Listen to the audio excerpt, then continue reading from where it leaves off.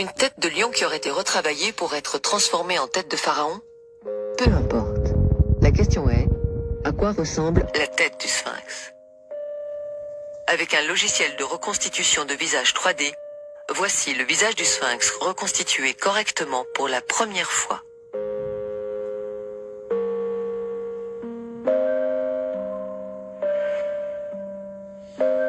Sans commentaire. Puisqu'ils étaient noirs, il est logique de faire une sculpture à leur image. Comme un peintre qui peint son dieu à son image, les Égyptiens ont fait le sphinx à leur image. On imagine mal des Égyptiens blancs réaliser une sculpture de leur dieu ou de leur roi avec un profil nègre. Vous avez entendu le mot nègre. Il est injuste de vous montrer une recette sans vous présenter les véritables cuisiniers de ces monuments. Regardez toutes ces sculptures. Vous remarquerez une chose, elles ont toutes les nez cassés.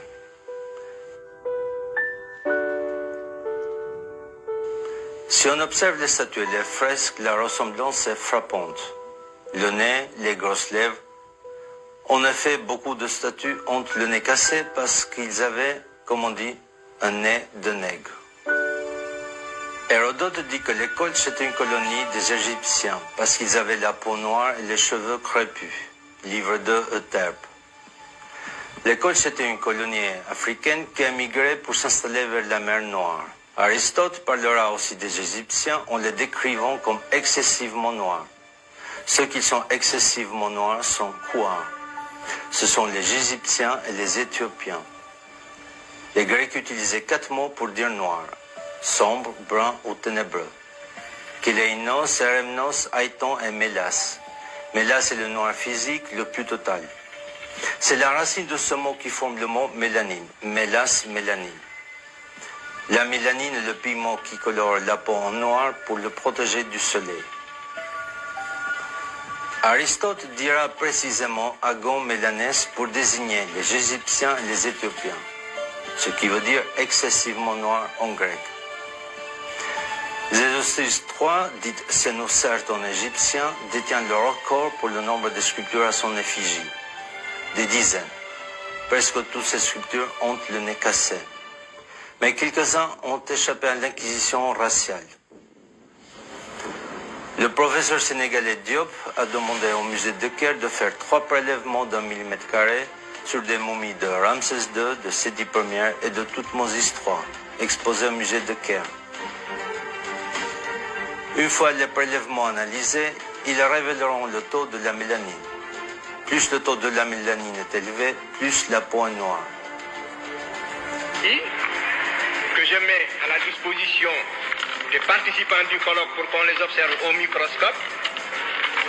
Et nous pouvons absolument voir le taux de mélanine sous la peau des anciens Égyptiens. Il en reste suffisamment malgré la destruction partielle de l'épiderme. Dans la région qui sépare le derme et l'épiderme, il y a des inclusions des bases des cellules des mélanocytes en quantité suffisante pour révéler un taux de mélanine absolument absent chez les races leucodermes. Et j'ai voulu dès l'an dernier appliquer cette étude aux momies royales de Ramsès II, de Séti Ier et de Toutmosis III.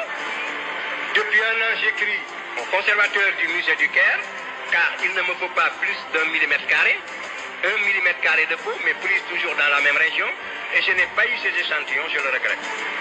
Par conséquent, c'est une étude très facile, accessible, qu'on peut faire. Voici les lames, ce sont des préparations, il suffit de les mettre sous l'objectif d'un microscope pour voir le taux de mélanine. Alors, sur la base donc de mes propres investigations, que sont celles-ci, et jusqu'à ce que d'autres investigations... Le musée n'a toujours pas répondu depuis 35 ans. Les Égyptiens s'appelaient les Kémites et l'Égypte s'appelait Kémet, le pays du noir. Non, ce n'est pas la couleur noire du limon, du Nil qui est évoquée, comme certains archéologues le prétendent, mais bien la couleur de la peau de la population qui vivait là. Quand on parle du pays des Blancs, on ne fait pas allusion à la couleur de la neige des Alpes. Finissons avec le rumeur, si Howard Carter a falsifié le masque d'or de Toutankhamon et reproduit des faux reliques. Observez le masque de Toutankhamon et le visage de cette Africaine. Je vois mal Carter, l'Européen, réaliser ce masque typé africain.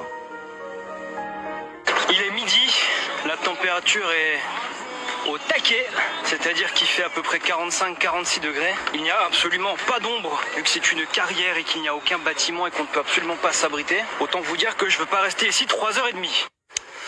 Bon, donc là il commence à faire un peu chaud. On se trouve derrière la pyramide de Mykérinos. Je commence à comprendre pourquoi Femi est pas venu.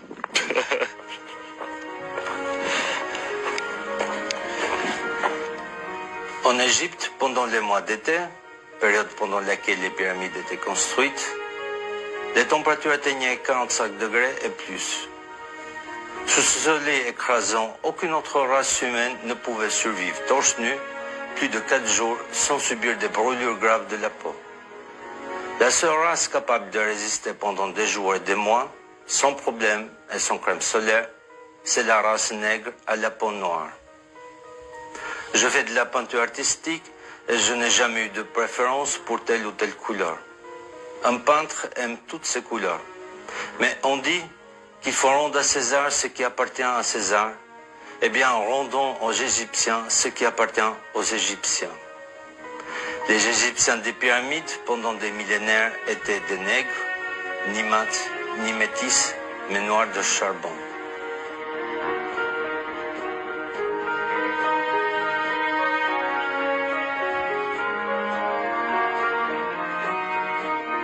Les Égyptiens ont mémorisé et imprimé leur négritude dans le granit et dans le quartz pour l'éternité.